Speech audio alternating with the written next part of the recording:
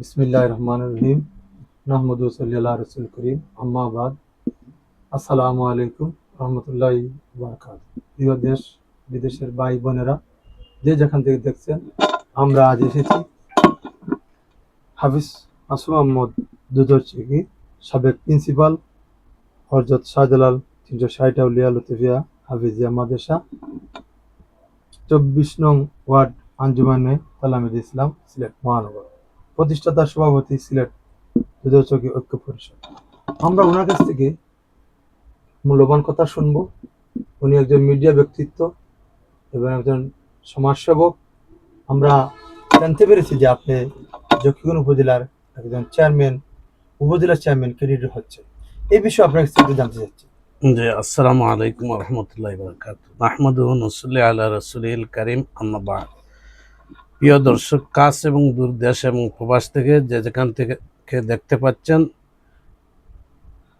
আমাদের পক্ষ থেকে আপনাদের সকলকে জানাই আন্তরিক মুবারকবাদ এবং আমার প্রিয় জন্মভূমি, আমার প্রিয় জকিগঞ্জ এলাকার সর্বস্তরের জনগণকে আমার পক্ষ থেকে আন্তরিক মুবারকবাদ ও শুভেচ্ছা জানাচ্ছি। আপনি বিশেষ করে গভীর রাত আমার সাক্ষাৎকার নেওয়ার জন্য আপনাকেও আমার পক্ষ থেকে জনাব সোহেল তালুকদার সাহেবকে অসংখ্য ধন্যবাদ জানাচ্ছি।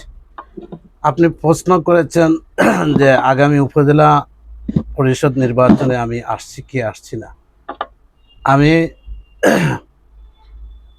জনগণের খেদমত, এটা আমি মনে করি একটি নিয়ামত, এটা এবাদত। এবং শুধু উপজেলার চেয়ারম্যান হলে যে মানুষের সেবা করতে হয় তাই না।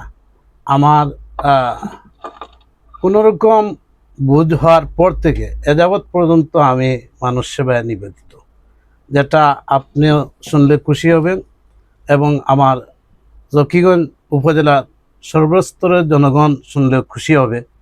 তাই আমি ওই মানুষ আপনাকে যেটা বলতে চাচ্ছি যে আমি আমার ঘরে চাউল নেই, কিন্তু কোনো দরিদ্র অসহায় মানুষ আমার কাছে যখন আসে, আমার পকেটে যা থাকে সব বিলীন করে দিই। নীরবে নির্জনে গভীর রাতে আমার জীবনটাই মানুষের সেবায় এবং মানুষের কল্যাণময় কাজে আমি ব্যয় করেছি। যে আচ্ছা, আপনি যদি উপজেলা চেয়ারম্যানের প্রার্থী হয়েছেন, আপনি একটি অরাজনৈতিক সংগঠনে আছেন, আঞ্জুমানে আল ইসলাম তালামিদ ইসলাম। আপনাকে জকিগঞ্জের মানুষের জন্য আপনি কি করবেন, যদি এই বার্তাটা আমাদেরকে দেন।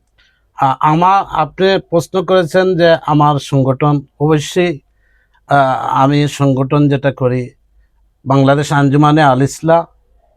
আমি আল ইসলার সিলেট মহানগরীর 24 নং ওয়ার্ড আঞ্জুমানে আল ইসলাম সাধারণ সম্পাদকের দায়িত্ব অদ্যাবধি পর্যন্ত আদায় করে যাচ্ছি এবং সেই সংগঠনের যে আদর্শ আমি লালন করি এবং আমার পীর মুর্শিদ শামসুল উলামা আল্লামা ফুলতুলি সাহেব কিবলা রহমতুল্লাহ আলাইহির যে দেখানো পথ, সেই পথ আঁকড়ে ধরে আমার জীবন চলা। আমি আশাবাদী, আমি নির্বাচন পর্যন্ত যদি আমি নির্বাচনের প্রস্তুতি নেই, আমি আশা করি আমার জকিগঞ্জ উপজেলার বাংলাদেশ আঞ্জুমানে আল ইসলাম এবং বাংলাদেশ আঞ্জুমানে তালামিজে ইসলামিয়া সকল কর্মী ভাইরা আমাকে সমর্থন দিবে, এটা আমার ব্যক্তি মতামত জানাচ্ছি। এবং আমার এই সংগঠনের আমার অভিভাবক আছেন বাংলাদেশ আঞ্জুমানে আল ইসলাম কেন্দ্রীয় মোহতরম সভাপতি, বিশিষ্ট ইসলামী চিন্তাবিদ এবং আন্তর্জাতিক খ্যাতিসম্পন্ন সাবেক সংসদ সদস্য আল্লামা হুসামউদ্দিন চৌধুরী ফুলতলি। উনি যদি মনে করেন আমি এই উপজেলা নির্বাচন করার উপযোগী, আর ওনার দোয়া এবং সমর্থন এবং আমার সংগঠনের সবার যদি সমর্থন থাকে, ইনশাল্লাহ আমি আগামী উপজেলা নির্বাচন করব। আচ্ছা, আরেকটা জিনিস আপনার কাছে আমরা জানতে চাচ্ছি, জকিগঞ্জের বড় একটি বিশাল সমস্যা আছে নদী ভাঙ্গন, যা আমাদের সীমান্ত ভেঙে চলে যাচ্ছে। এই বিষয়টি যদি আপনি একজন মানবাধিকার ব্যক্তিত্ব আপনি একজন সাংবাদিক ও গণমাধ্যমে আপনার অনেক প্রচার প্রচারণা আমরা দেখতে পাচ্ছি। যদি এই বিষয়টি আপনি যদি আমাদেরকে বলেন যে সীমান্ত ভেঙে চলে যাচ্ছে, আপনি যদি উপজেলার চেয়ারম্যান হন তখন আপনি এই বিষয়টি কি করবেন, যদি হনও না তারপরে আপনি এটি নিয়ে কাজ করবেন নাকি? অবশ্যই আমি যদি জনগণের রায়ে নির্বাচিত হই, অবশ্যই জকিগঞ্জের যে নদী ভাঙ্গন সেটার যতটুকু আমার জায়গা থেকে বাংলাদেশের সরকারের ঊর্ধ্বতন কর্মকর্তাগণের কাছে গিয়ে যেভাবে এই কাজ সম্পন্ন করা হয় সেই কাজটুকু আমি ইনশাল্লাহ করব।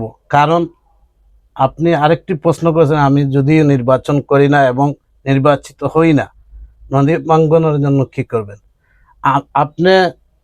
যেহেতু আপনি একজন হুম। একজন মিডিয়া ব্যক্তিত্ব এবং মানবাধিকার সাথে আপনি সংযুক্ত আছেন, অবশ্য আপনার খুব সুন্দর প্রশ্ন, আপনাকে ধন্যবাদ। আমি এর আগেও নদী ভাঙ্গনের রোধের পক্ষে অনেক বিবৃতি দিয়েছি, অনেক মিডিয়ায়ও আসছে। আমার জায়গা থেকে যতটুকু আমার ক্ষমতা ছিল সেই জায়গাতেই আমি কাজ করেছি। আপনি জানলে আরো খুশি হবেন, যখন জকিগঞ্জ উপজেলার রাস্তা খুব বেহাল অবস্থা ছিল, তখন সর্বপ্রথম এই জকিগঞ্জ উপজেলার রাস্তা যে সিলেট শহর থেকে যে মেইন রোড গেছে সেই রোডের জন্য আমি প্রথমেই 24 ঘন্টার আলটিমেটাম দিয়েছিলাম। সেটা আমাদের লোকাল সিলেটের ডাক পত্রিকায় এই নিউজটা আছে বিদ্যমান, এবং পরবর্তীতে আমি কয়েকটি প্রোগ্রাম করেছি এই রাস্তা সংস্কার করার জন্য এবং রাস্তা দ্রুত কাজ করার জন্য। অনেক প্রিন্ট পেপারে এটা আসছে আমার কাছে এখনো। এটা আপনি যদি প্রমাণ চান আমি আপনাকে দেখাতে পারবো। আমি এই আলটিমেটাম দেওয়ার পর তখন ছাত্র সংসদ নামে হয়তো সাজু ইবনে হান্নান নাম, উনি একটি প্রোগ্রাম শহীদ মিনারে করেছিলেন, হয়তো আপনারও জানা এটা। তখন সেই প্রোগ্রামেও আমি অতিথি ছিলাম, হ্যাঁ রেখেছি। সেখানে আমাদের জকিগঞ্জের গণ্যমান্য ব্যক্তিবর্গ, উপজেলা চেয়ারম্যান, সাবেক চেয়ারম্যান, জনপ্রতিনিধি সবাই ছিল সেখানে।